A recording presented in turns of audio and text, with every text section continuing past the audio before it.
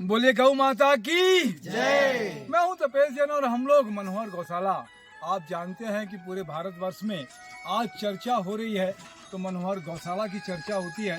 कामधेनु गाय हमको यहाँ पर देखने का अवसर मिलता है। खास गुण है और इसके अलावा यहाँ का अर्क, यहाँ की सामग्री। और अभी तो आपने एक चटाई भी बनाई है जो मोदी जी के लिए। ये चटाई जो बनी है गोबर से खास तौर से बनी है।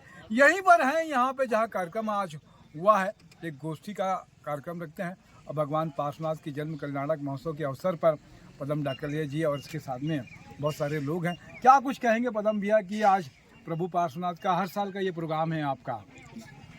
श्री जीरावाला पार्श्वनाथ भगवान की जय।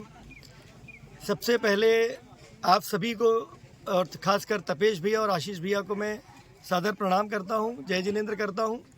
जैन शासन के सारे कार्य में आपकी महती भूमिका को प्रणाम करता हूँ। आप यहाँ पधारे, आपका अभिनंदन करता हूँ। आज मनोहर गौशाला के लिए अत्यंत हर्ष का विषय है कि आज इस प्रांगण में जहाँ पे जीरावाला मनोहर श्री जीवदया धाम बनने वाला है, जिसका अस्पताल पूर्ण रूप से तैयार होने में ही है, सिविल लगभग पूर्ण हो चुका है और यहाँ पे सामने में जंगल का निर्माण चल रहा है। मैं जो मीडिया के माध्यम से ये देख रहे हैं उनसे निवेदन करता हूँ कि आप जरूर एक बार मनोहर श्री जीरावाला धाम में पधारें और पधार कर जीवदया के इस मुहिम में जुड़ें। जय जिनेंद्र, जय महावीर, जय गौ माता।